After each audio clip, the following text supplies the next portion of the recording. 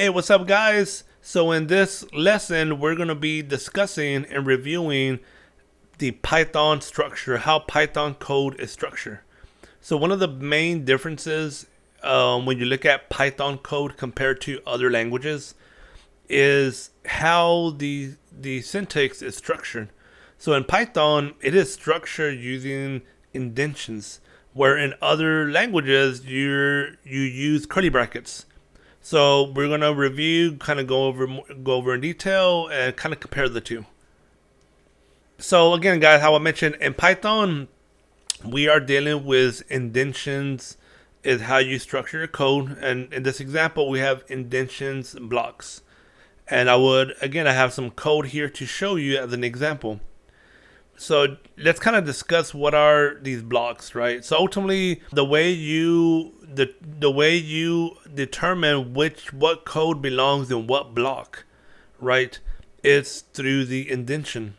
And so for example, any code that's in block 1 is all part of this block session, right? Which means everything's being indented in the same level. Now, once you have another level of indentions inside that block, now you have a different block of code that's going to run, which is different from this block of code. And then ultimately you kind of have another level of block of code, and again based on indentions, indenting your code. So we look at this example over here. We're pretty much saying, so if we look at this code, we'll see x equals 15. And then we have if x is greater than 10. So if x is greater than 10, then we have some additional logic in there that we're gonna apply. But in this case, ultimately anything that's in here is your second block, right? So this is block 1. It's our if statement, right? If x is greater than 10, and if that's true, then we're gonna, as you could tell, how this is indented, right? The if statement now is not lined up to this if statement. It's actually indented in, because now we're in block 2, and in block 2 we have an if statement, but it could be anything else, right? It doesn't have to be another if statement. It could be do something, right? Maybe it's do some calculation, whatever it is. But now whatever that is, it's gonna run code that's in that block 2 section. And then in this case, we have another if statement that says if x is less than 100, then we have a print statement, right? Some kind of action. In this case, we did printing.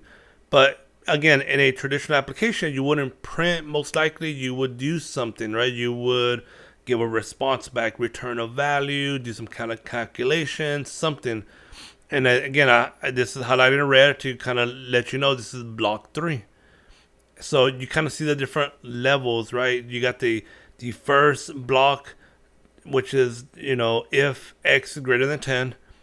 And then inside this block section, right, everything in here, we have another block, because we have another if statement, which ultimately, generates the second block.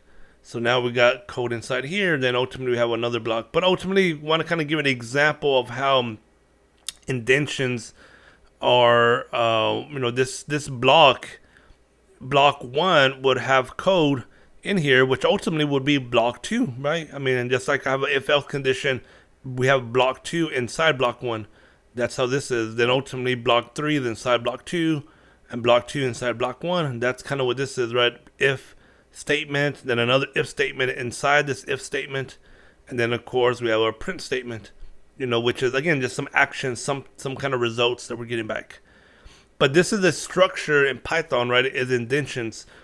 So you don't see any characters, but ultimately the indentation, and this was kind of more so designed from a sense of usability, and kind of give more strictness, where it needs to be formatted a specific way. So ultimately, there's a core structure, there's a set structure, and it's supposed to be designed to be easy for a human being to see it and to understand it. Now, that being said, there's a lot of programmers who do not like this structure, because most programming languages are not configured in this, do not have this structure at all. It's complete opposite, and that's what I'm going to show you next. If we look at more a traditional other applications of how their code is structured, it will be more something like this. Now in this case, this is JavaScript code, but nevertheless, there's other languages that are very similar, certain patterns that JavaScript uses as well. So again, you have your curly brackets. So again, this is the same thing of what we did before, but of course this code, it's written in a different language that's using the curly brackets.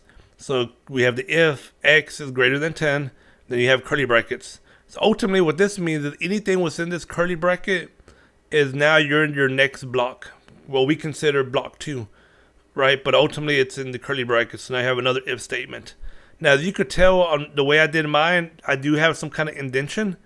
Indentation is not needed here though, right? So that's something to keep in mind. Indentation is not utilized. What is utilized is the curly brackets. Indentation is not. Indentation is more for your own personal preference if you want the code to be easy to view with the eyes.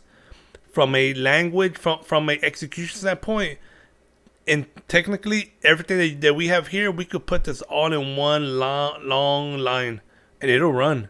It'll run successfully.